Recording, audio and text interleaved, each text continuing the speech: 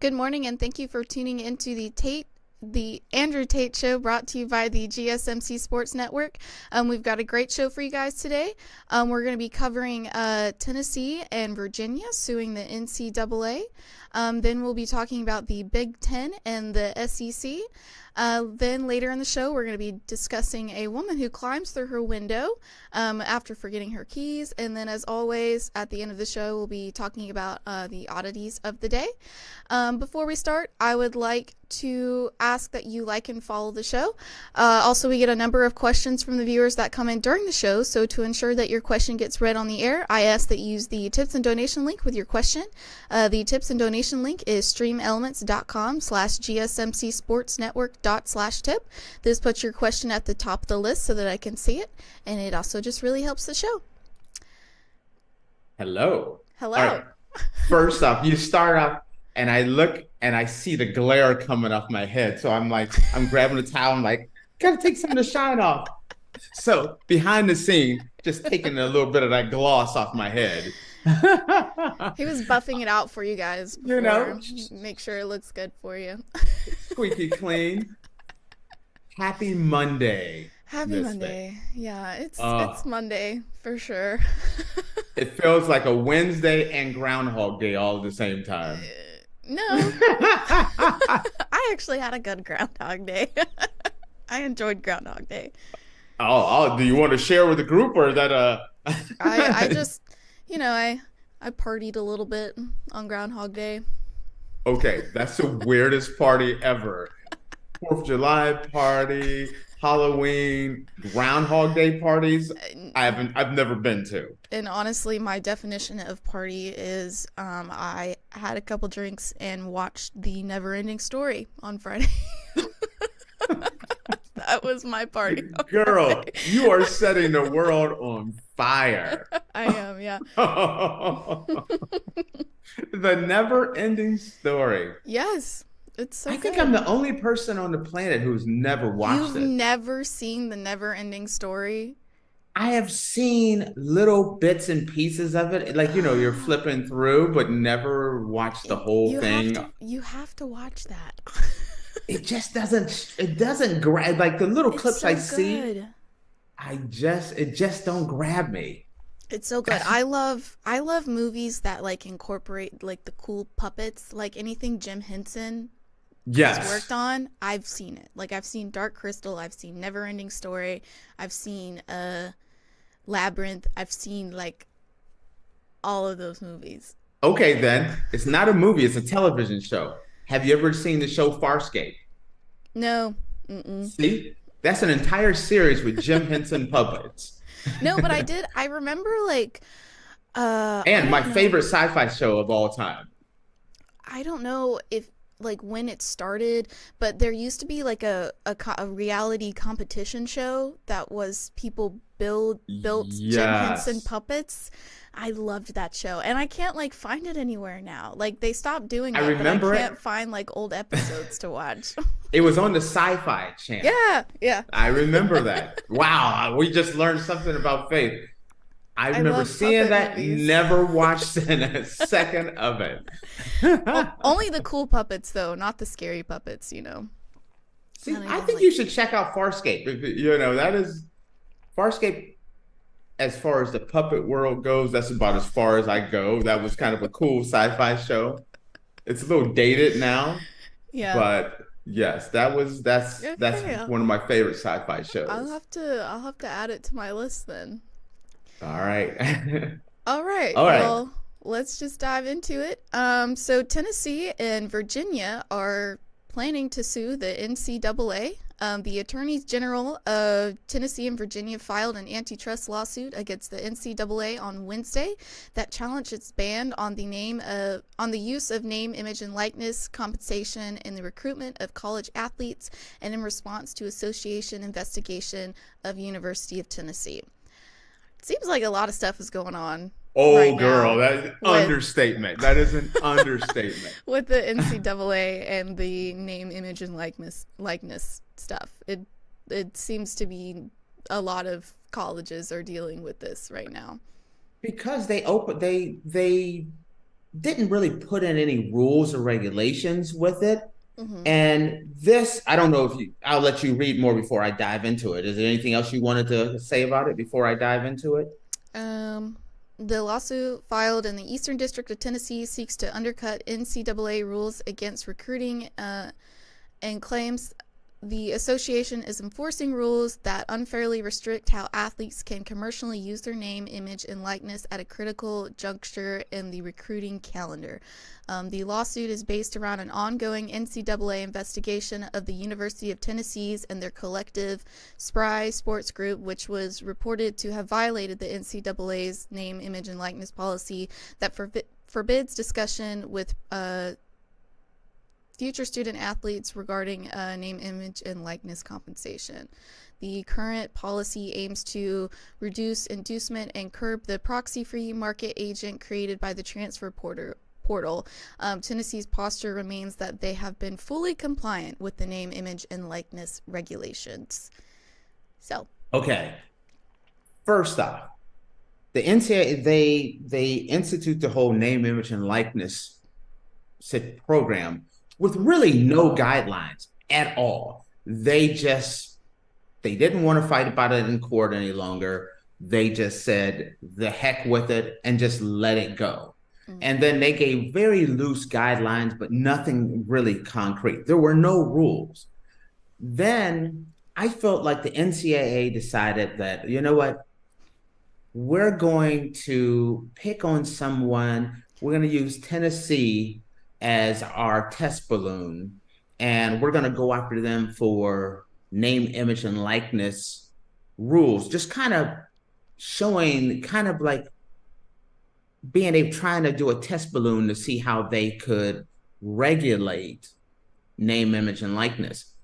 And I don't think the NCAA thought about it, nor do I think they ever realized that Tennessee and Virginia were going to come back and pop them in the nose, because that's exactly what happened. I don't understand. You're saying that it was all just kind of like loosey goosey, there wasn't really. It was incredible. It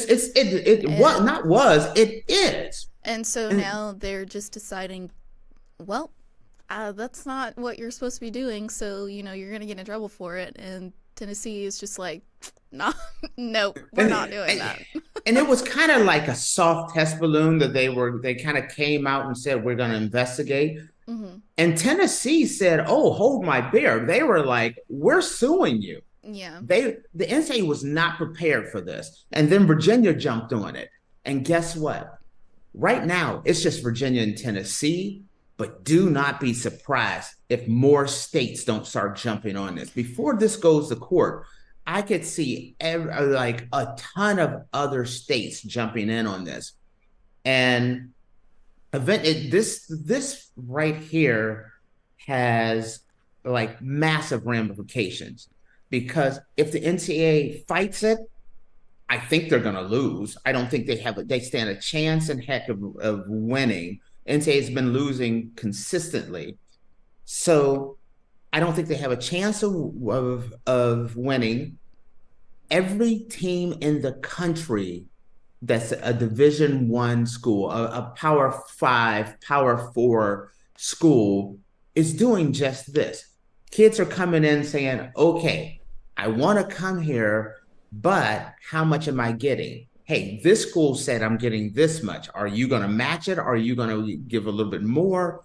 Every school in the country. And for the NCAA to say, hey, Tennessee, there's no real rules. And we're going to go after you before anything was ever said. And we're going to investigate you. Mm-hmm. And Tennessee's like, no, you're not. We're going to sue you. And if the NCAA loses this lawsuit, I feel like it's already the beginning of the end of the NCAA as far as what we know it.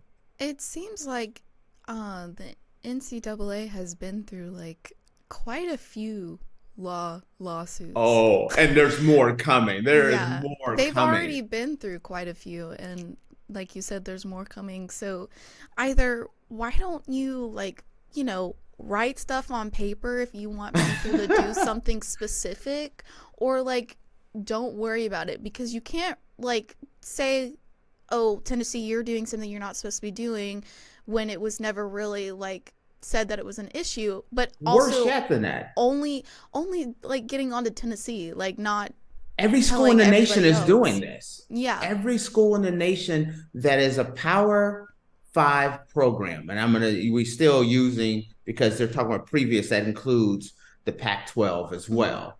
But every school is doing this, and they're trying to regulate things after the gate's been open. Right. And everything has happened. Now we're going to try to home it in. This is one of those situations where if a judge rules in court in favor of Tennessee and Virginia, and I think, mark my words, there's going to be 5, 10, 15 other states that are going to join on to this. Mm-hmm. The power to NCAA is already, it's going to be over. They will have no way to regulate name, image, and likeness. Our next topic coming up it bleeds into this. They're similar stories, but separate stories. So I'll elaborate more on the second story. But this situation, picking on Tennessee, I think they thought Tennessee would just take the investigation and the sanctions, whatever sanctions came down, because they would be minor. But no, they're saying, no, you're not going to come after us and go after us. And especially when you're talking about, this could be major violations on something that every team in the country is going to do. Mm-hmm.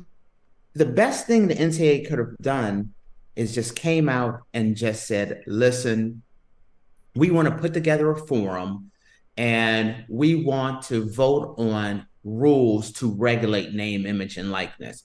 But the only way to do that is to collectively bargain a name, image, and likeness policy. And that would consist of the NCAA, the college universities, and the student players. You would have to do that. And the NCAA does not want to do this whatsoever. Remember, I just said collectively bargain. This subject's going to come up in the next topic, because the NCAA, college football, because of what has happened in the past and the transfer portal, name, image, and likeness, these television contracts, college football has outgrown the NCAA. The rest of the programs in college football, that's hockey and soccer and baseball and everything else, should fall under the NCAA. The college football should be stripped out of the NCAA, under the NCAA rule, and should just be regulated by a separate entity. Mm-hmm. And that's kind of, like I said, hinting at segment 2, because the NCAA just does not have the power. The universities need to come together and set these rules. Before, I think what the NCAA was hoping for was the government to step in, Congress to step in and kind of make a ruling to kind of save the NCAA. Then the NCAA could jump on this congressional rule and kind of regulate it through that. But the NCAA, the Congress is not going to regulate this. This is a college football, college sports issue, and it's not, they're not going to save them.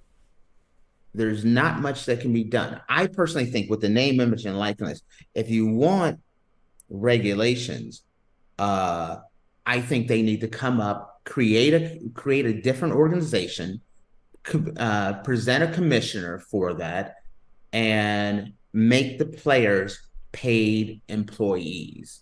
If you make the players paid employees, pay them a salary, give them benefits, give them health insurance, give them retirement or whatever, some type of pension, and regulate it that way, and then control, because what's going on is name, image, and likeness. It's not a, hey, Nike has gave me an endorsement deal. Most of these guys are getting money through boosters and conglomerates that are putting together for the to keep kids to come to their school. If you regulate it and get rid of these conglomerates, kind of like Deion Sanders has been talking about, most of these kids do not have endorsement deals.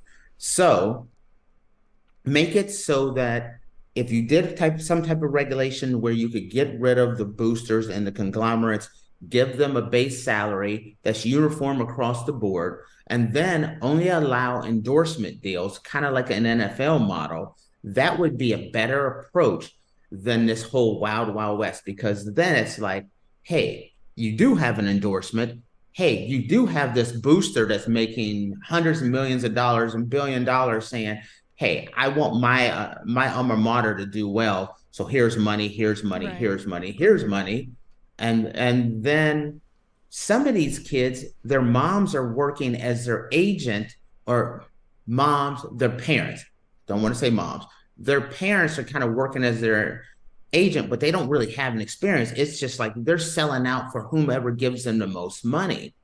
And it's not sometimes what's best for the kids. Some type of regulation should come in to kind of regulate it so that there's a program in place to protect the universities, but more importantly, protect the kids and put the kids in the best situation possible. Matter of fact, it's kind of funny as we're talking about this, I just got an email that just came about the Tennessee lawsuit already, because this is not the first time this has come up, but this will not be the last. You're going to see over the next few months how many other schools, or not really schools, but state attorney generals are going to start piling on to this lawsuit. This is just the start. This is not the end. Yeah. Yeah, from what it sounds like, I don't see football staying with the NCAA. It shouldn't. It's you even from what you've seen recently since coming to this job, it is a snowball rolling down the hill, and that snowball is going to crush the NCAA, and they're going to be gone. Yeah, it's just a matter of time. Alrighty, guys. Well, with that, we're going to take a quick break, and when we come back, we'll be talking about the Big Ten and the SEC, which kind of ties into what we're already talking about right now. But we'll see you in a little bit. All right. I feel like I'm losing my mind. Is everybody in the world blind? Please, Lord, give me a sign, a sign. I feel like I'm losing my mind. Is everybody in the world blind? Please, Lord, give me a sign, a sign. I wanna be the greatest. Everybody on the fake shit. I look around and feel like everybody is the fakest. I make this every day and I'm impatient, hoping one day I blow up from the basement. Statement, the top is so vacant. I don't hear shit that I think is amazing. Waiting for my day when I'm playing sold out shows for 1,000 faces. Hey, give me that crown, get in my way and to be put down. It ain't your place, all this my town. If I want that shit, then I'll get it right now. I'm losing it, the noose it fits. I'm losing shit, a stupid myth. You choose to live or choose to dip. You choose to fight or lose your grip and lose a gift. I feel like I'm losing my mind. Is everybody in the world blind? Please, Lord, give me a sign, a sign. I feel like I'm losing my mind. Is everybody in the world blind? Alrighty, guys, welcome back. Earlier we were talking about Tennessee and Virginia suing the NCAA, and now we're going to dive into the Big Ten and the SEC uniting. But before we start, I just wanted to remind you that if you guys like the show and want to send us a comment, you can do that at streamelements.com/gsmcsportsnetwork./tip. This sends your comment to the top of the list where I can see it, and it also just really helps the show. All right. Question before you dive into the next topic. Yes. Did you watch the Grammys? Are you a Grammy watcher?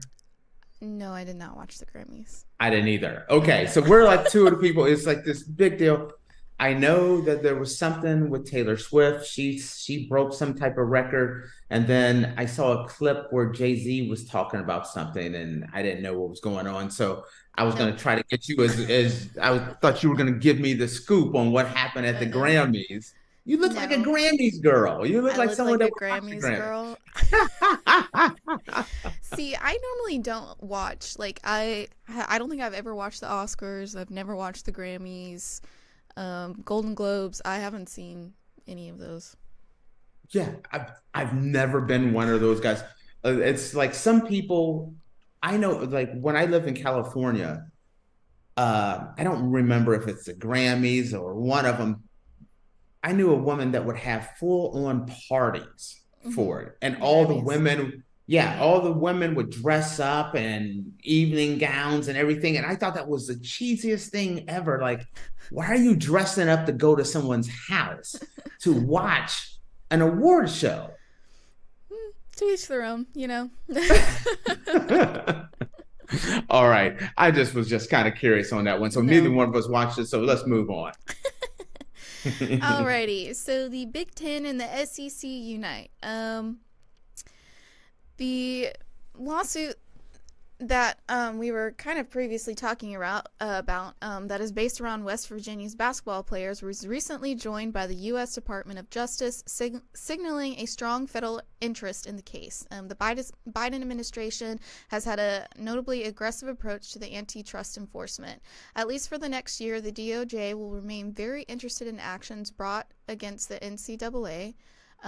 While the Tennessee case is in its infancy, it would not be surprising to see the DOJ once again join in a suit against the NCAA, bringing their vast resources and highly skilled federal attorneys with them. An unfavorable situation for the NCAA.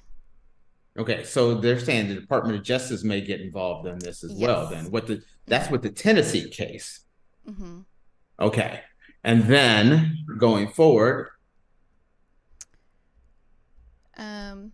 Got a little twisted around there. I guess I did.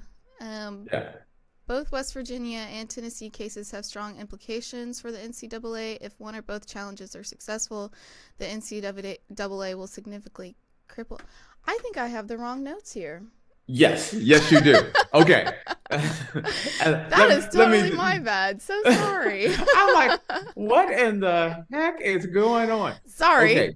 So the next one deals with the Big Ten and the SEC meeting up together to talk about regulating regulating the college football. I don't know what Do you want me to notes. I don't know what happened in my notes. See, folks, you're getting behind the scenes over here. Faith have been partying up watching what was that show again you watched? Huh? What show? What was it? The Never Ending Story or something like that? So every commercial break you had to do a shot between each one? And no. That's why it just never ends? No, I'm so sorry. That was totally my bad. I started reading it and I was like, this doesn't sound right, but okay. But actually, before you go there, that's interesting that you added another layer to the Tennessee-Virginia lawsuit. And that there could be a chance the Department of Justice, so not just attorney generals from different states, but even on a federal level, they're starting to pay attention to this, which is important. Mm-hmm. Okay. So, all right. So like this last few minutes didn't even happen. We just sweep that under the rug, Faith.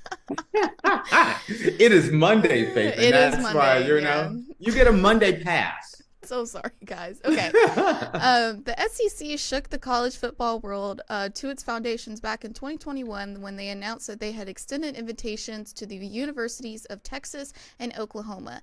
Since then, each conference has been in a dead sprint to accumulate as much power as possible. If you don't keep up, you cease to exist. no two conferences have added more than the Big Ten and the SEC. Following the SEC's move to acquire Texas and Oklahoma, the Big Ten went out and snagged UCLA, USC, USC, Washington, and Oregon, effectively eliminating the Pac-12 from existence. Now the two power brokers of sport are teaming up to address the significant challenges facing college athletics and opportunities for betterment of the student-athlete experience. Two conferences announced the formation of an advisory group of university presidents, chancellors, and athletic directors to try and find some solutions to the plethora of issues that have sprung up around college athletics over the past few years. All right. Okay. So now I will dive in here. So sorry. It's Monday, girl. It's okay. First off, this is, in my opinion, the start to the end of college football as we know it.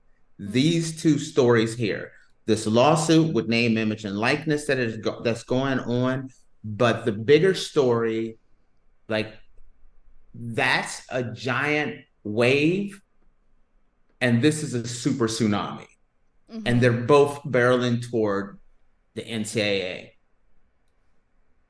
The two biggest conference with the two biggest contracts, the most history, everyone is expecting that eventually it's going to become there's going to be two Power 2 teams. Mm-hmm.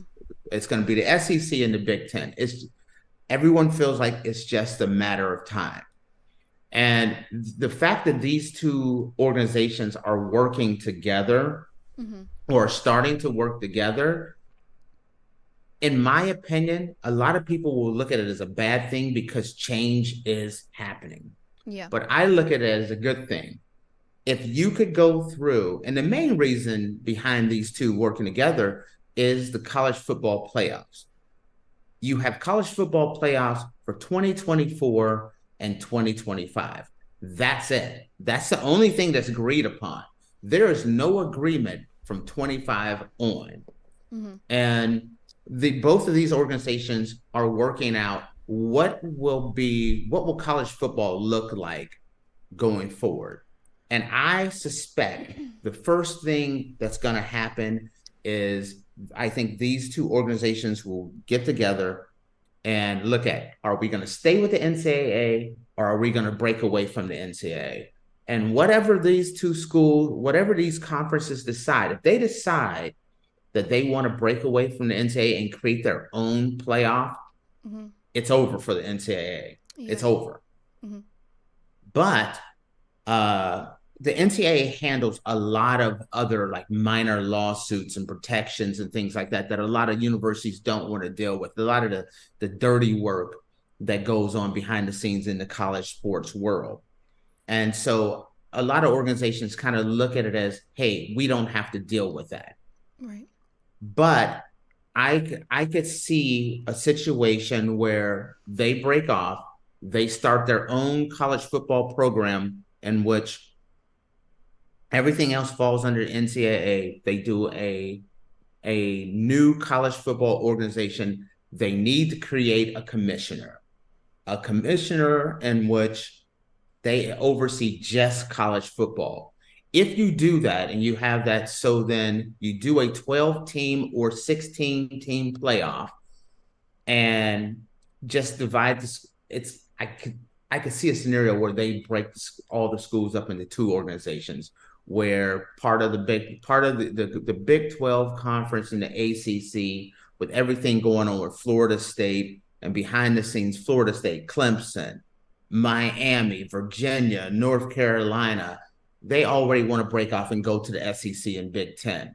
If the ACC collapses, I could see all the major programs being divided between those two, having a playoff where you take 8 teams from the new giant SEC, 8 teams from the new giant Big Ten, mm-hmm. play down for a national championship game. And that's, I feel like, the future of college football. Also, by having these two organizations work together, I think the first thing they're going to push for is a collectively bargained agreement where they're going to bring in all the schools. They're going to bring in an organization that represents the students. They're going to work on a collectively bargained agreement where some profit sharing is done.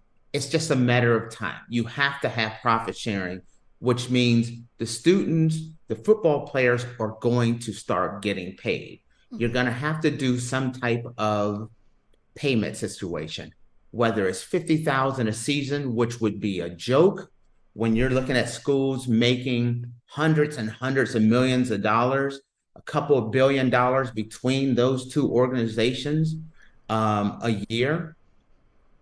Players are going to start getting paid. They're going to start getting benefits, and then that will break away from this whole issue with name, image, and likeness. It'll do away with these conglomerates where they're just taking advantage of some of the families. Poor families are being taken advantage of in a way because they're able to go to school, go to these schools, get money.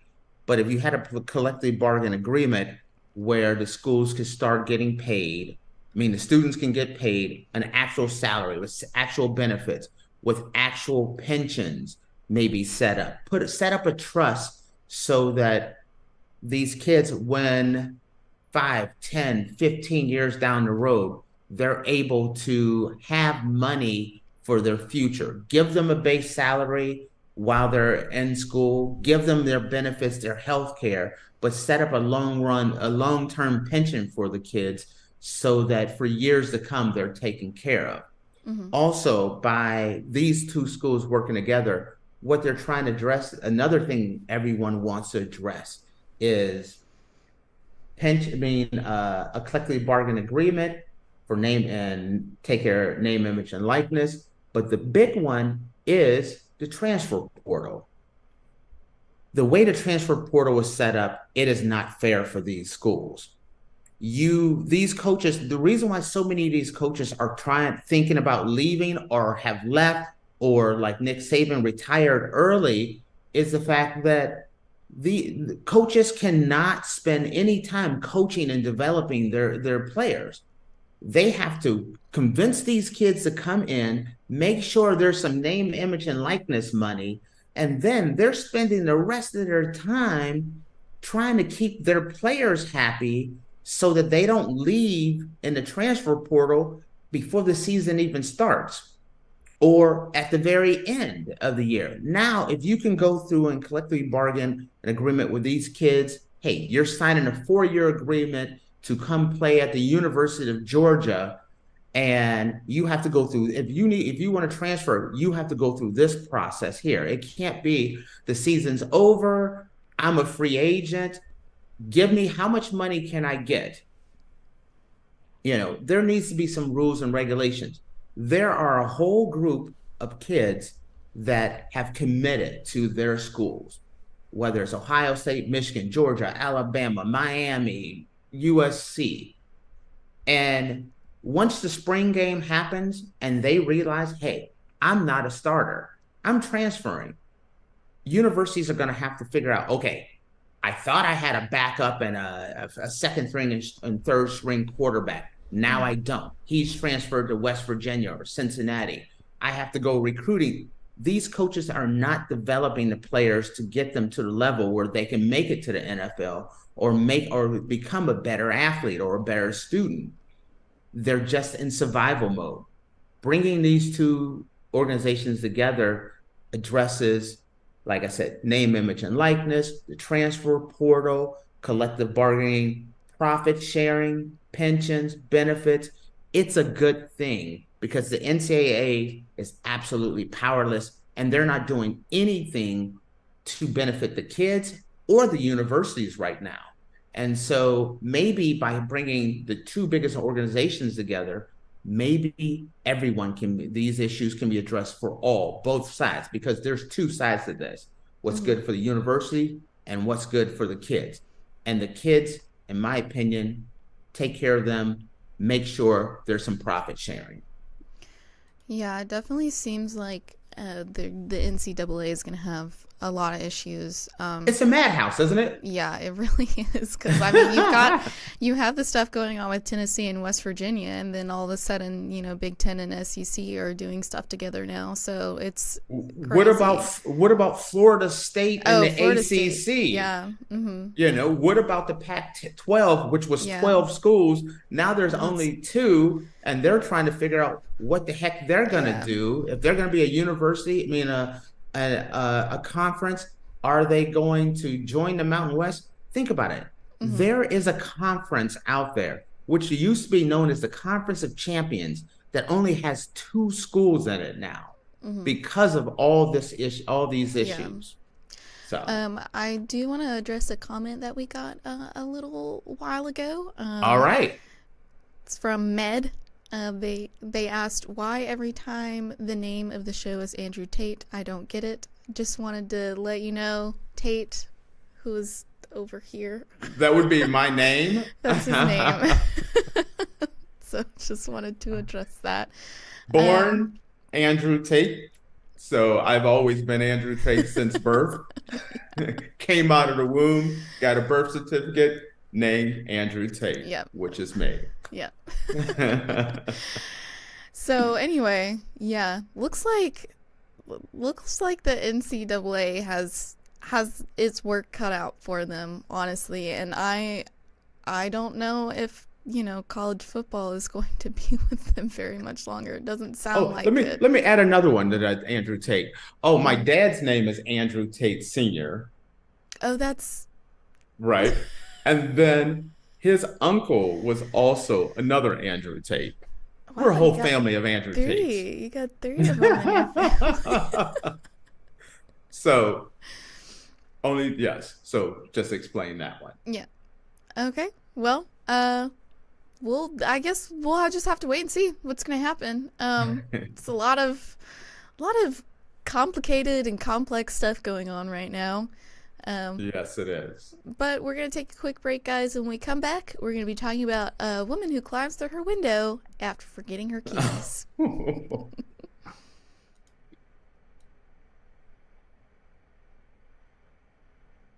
For the best and latest podcasts available anywhere, go to the podcast app on your cell phone and type in GSMC to access free content-rich podcasts on health and wellness, book reviews, sports, entertainment, relationships, social media, movies, technology, finance, and even weird news. Subscribe and download the GSMC Podcast Network's family of shows, available everywhere podcasts are found.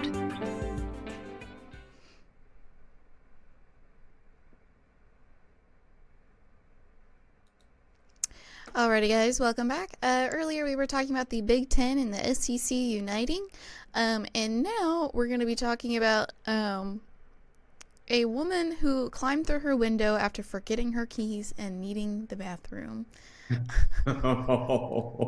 So I heard about this story through Tate. He sent it to me on TikTok. Okay. Okay. Yeah. Okay. So here's how I found out about it. Mm-hmm.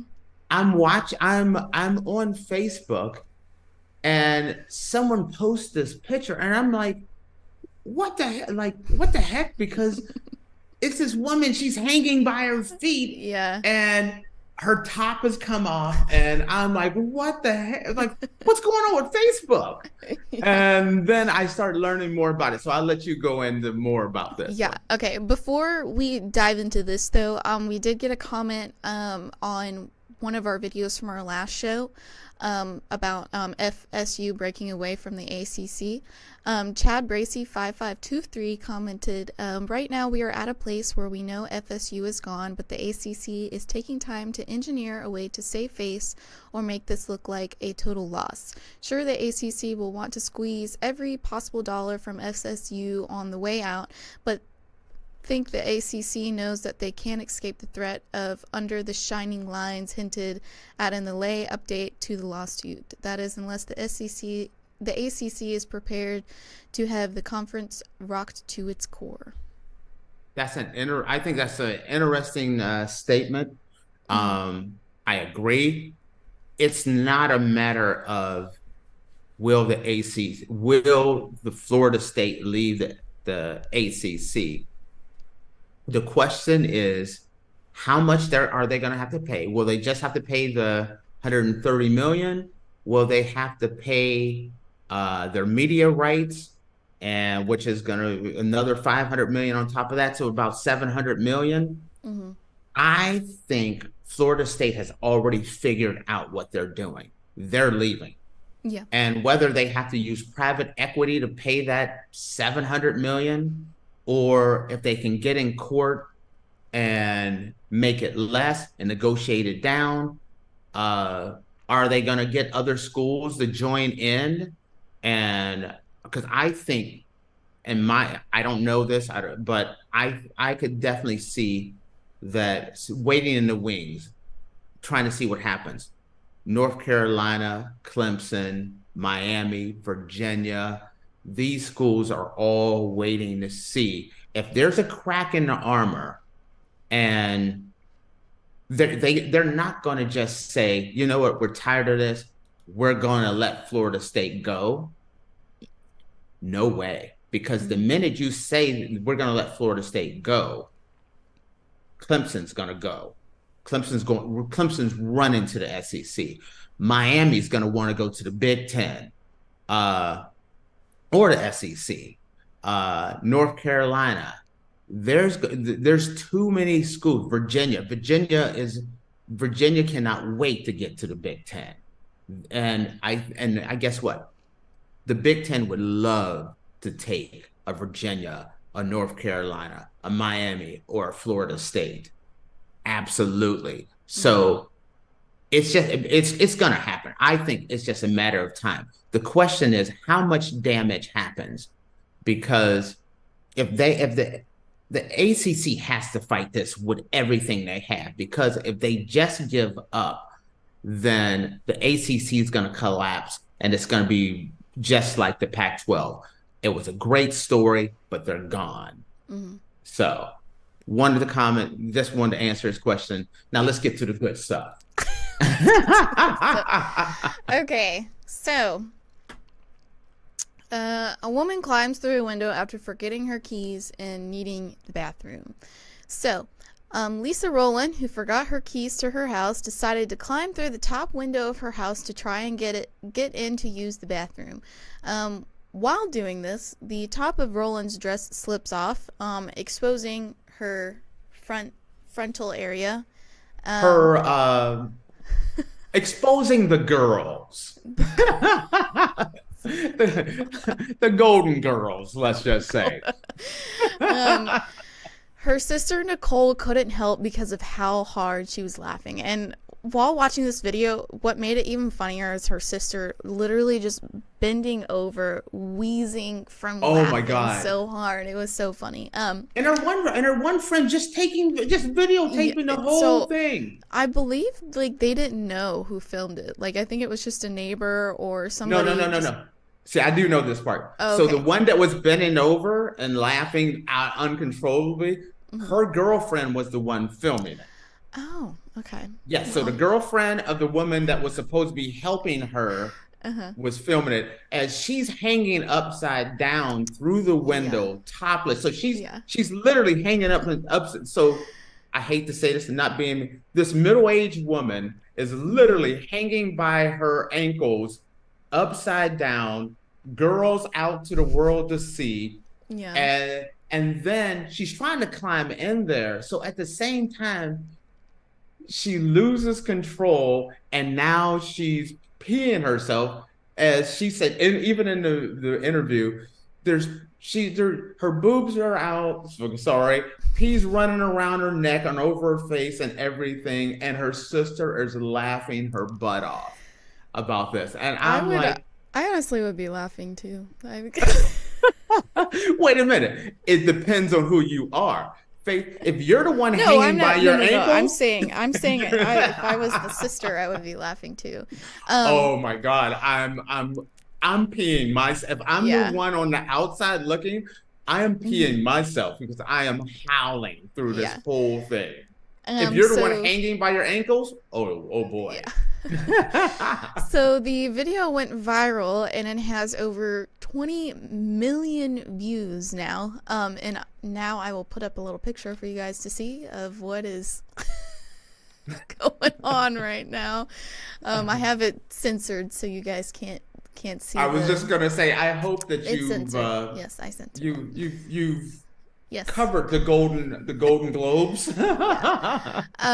What's funny is Lisa and her sister went to an interview, and Lisa, the lady who is hanging by her ankles from the window, she now carries a key ring around her neck, and she says that this will never again. This will not happen again. So she wears her key around her neck now. So she was out, and then she had to get home because she had to go to the bathroom. Mm-hmm. Then she realizes, oh crap, I don't have my keys. Yeah. So she's about to burst. So she can't get in the door. There's only one window open. She has her sister hoist her up. She slides down, gets caught upside down, and everything happens. Honestly, you wanted to go ahead. What are you gonna say? I think I would rather just go behind my house, climb a fence, or I don't know, just pop a squat. Not trying to climb through a window just to use my bathroom. In hindsight, I don't think if she thought she was gonna get caught hanging upside down by her ankles and topless and peeing herself all over up around her neck and face, I think she would have went into the weeds as well. I think hindsight. And then the real let me hear what you're gonna say. I just don't understand how she thought that she could climb into that window easily. It's a top window. Sometimes people have delusions of grandeur. They think when I was 18, I could slide through a window like this, no problem. Now I'm 40 and you just don't have that same flexibility, that same ability. Next thing you know, you're hanging upside down. People are filming you, and now 20 million people have seen you topless because you tried to climb through a window. But here's the question. They said they did not share this video with anyone. No, so what happened is whoever filmed it just sent it to some friends, and then it got sent to some other friends, and then it got sent to other friends, and then sent to other friends, and then eventually I think somebody posted it.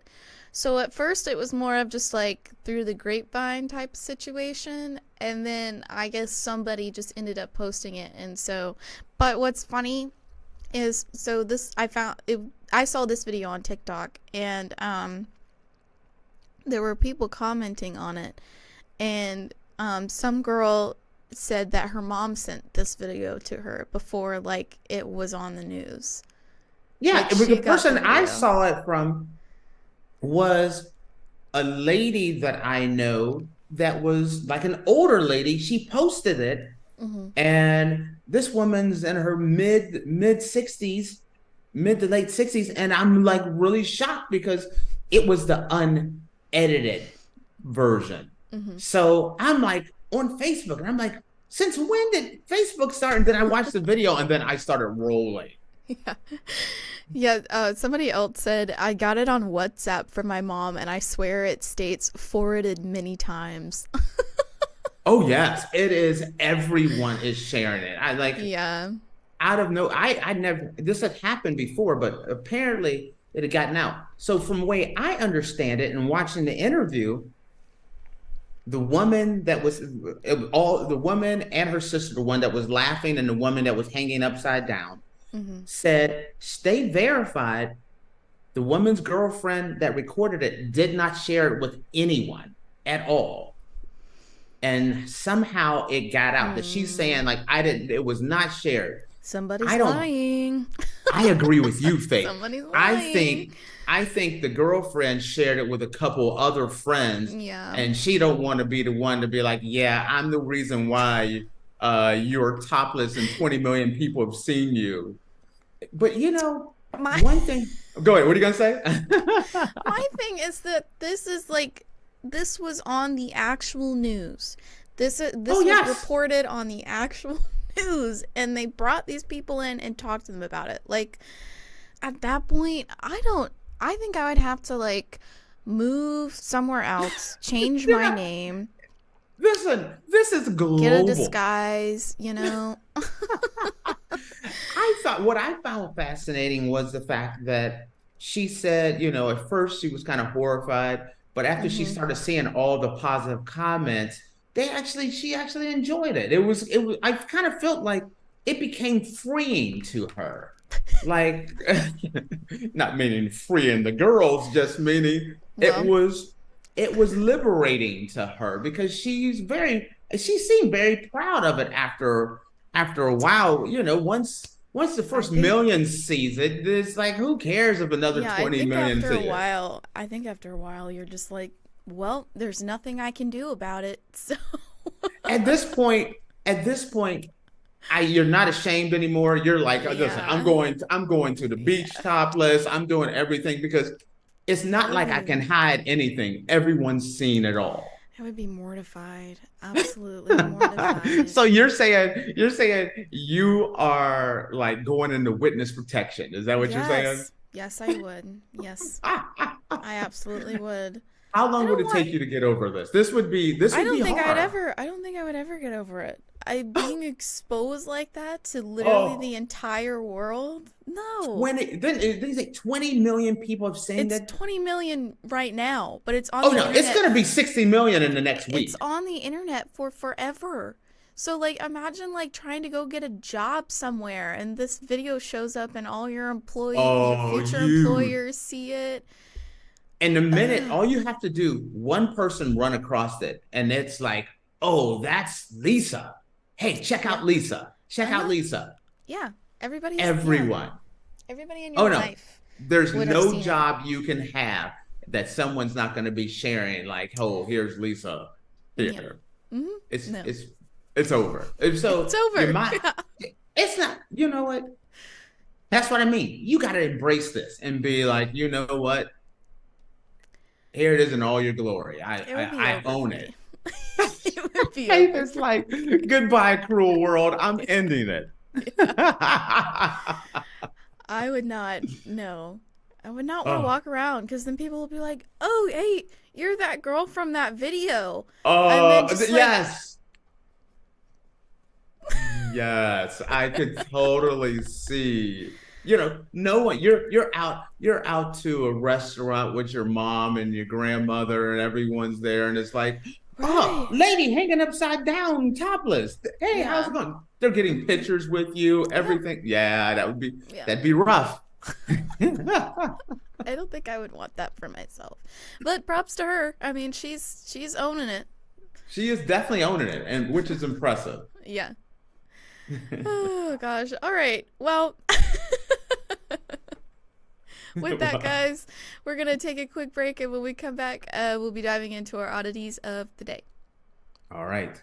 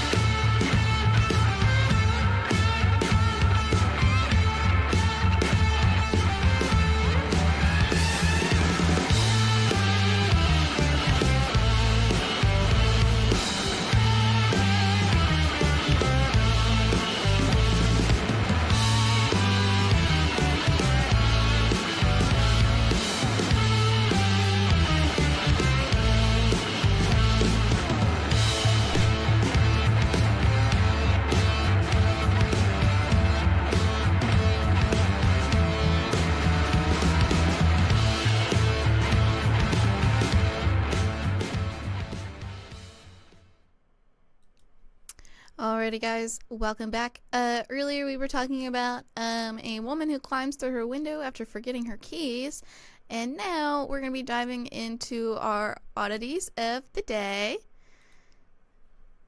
We got a good one. Right. Uh-oh. Do I even have a clue? No, I found this one yesterday. This is awesome.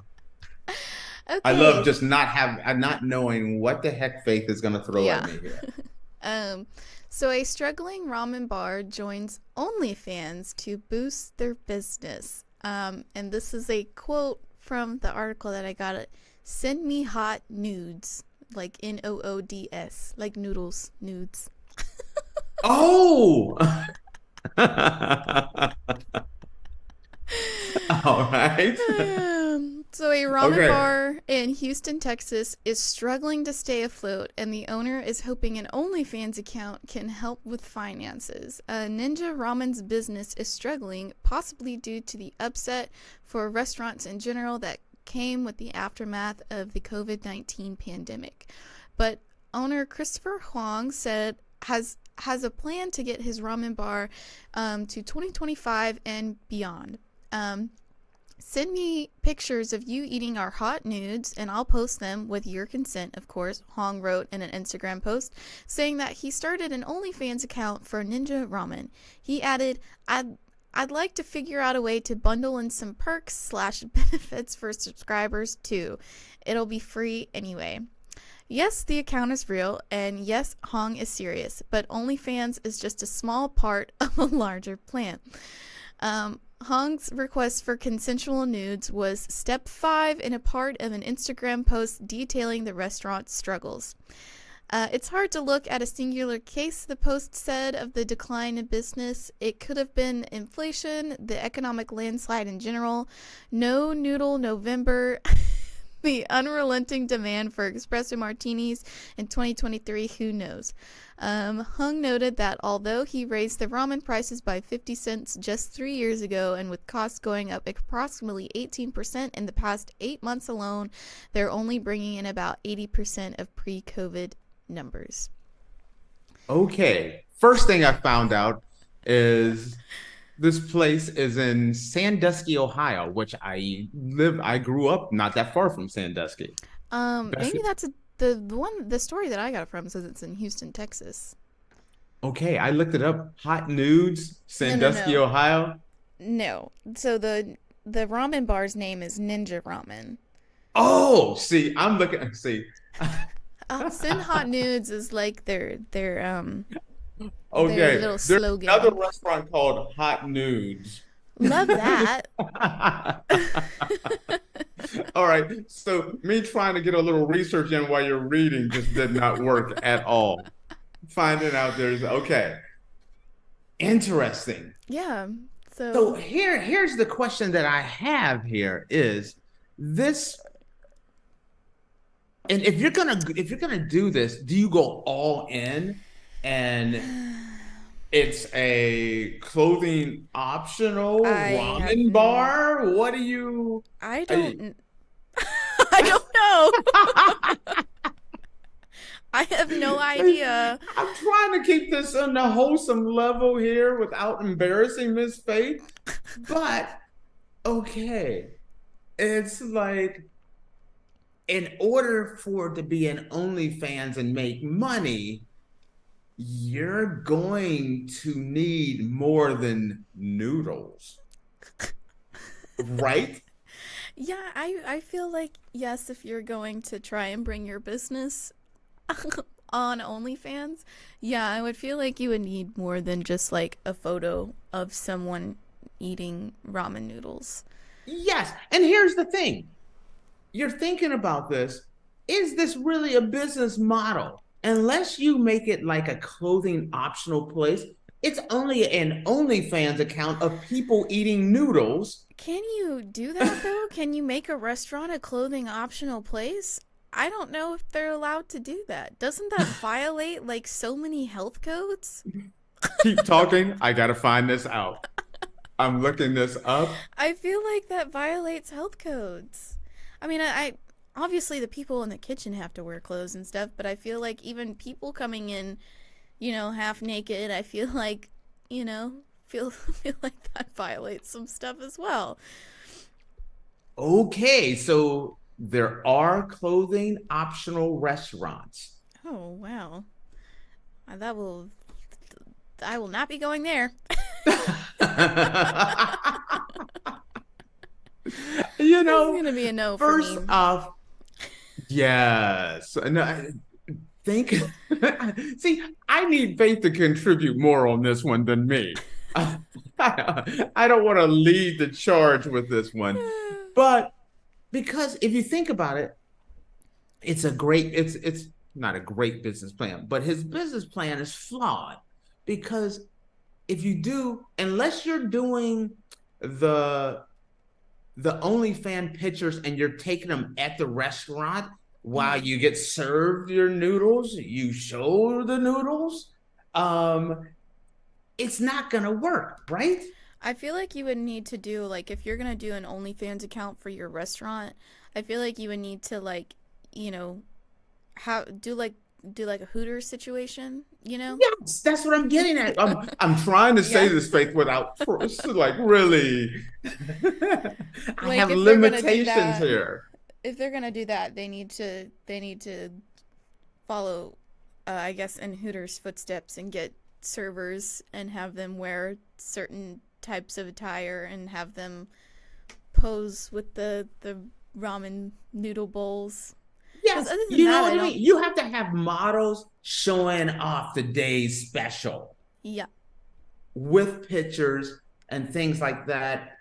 I think, sorry, my friend, I think your noodle restaurant's in trouble. It's going up in flames. Also, I don't know if I would want the specific clientele that, the target audience that you're reaching on OnlyFans. I don't know if I would want those people coming to eat at my Listen, restaurant. I don't even know.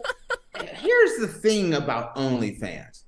I know that there are people that make massive money. I mean, massive money. But I don't know anyone who has, like, I know people who has OnlyFans accounts, but I don't know people who are OnlyFans subscribers. Does that make sense? So you know people who run an OnlyFans account, but you don't know people who Yes. subscribe to an OnlyFans account? Yes, I know of a few people that own OnlyFans accounts, but I don't know anyone that is an OnlyFans subscriber. And here's another thing.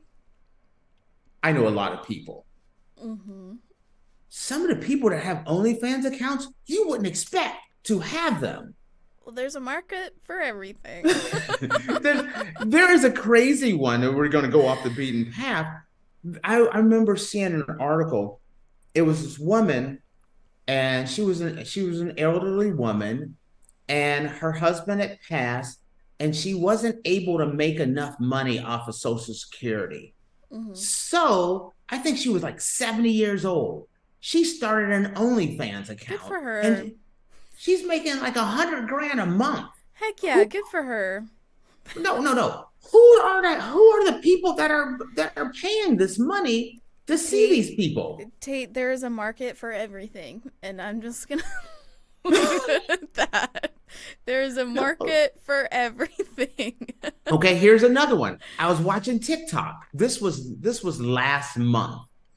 And this girl on TikTok, or this young lady on TikTok, she came to her mom and she had her mom come outside.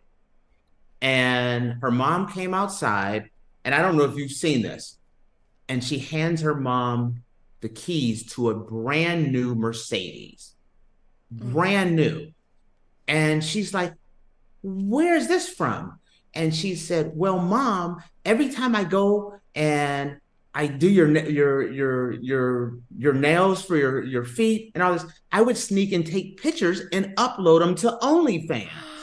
And so we've made so much money by me taking pictures of your feet that I was able to buy you a brand new Mercedes." You can look this up on on OnlyFans, on TikTok. Wow.